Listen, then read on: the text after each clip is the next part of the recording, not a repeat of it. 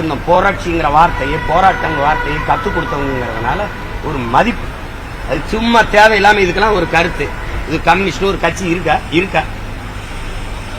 இருக்கா? எதுக்கு தேவைப்படுது கம்யூனிஸ்ட் சொல்லுங்க? எதுக்கு தேவைப்படுது தம்பி?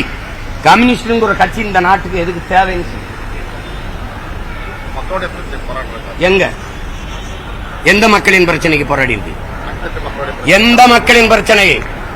ஆசிரியர் பணிக்கு எழுதிட்டு 14,000 ஆசிரியர் பணி நியமனத்துக்கு காத்திருந்து போராடினானே, அப்ப வந்தீங்களா?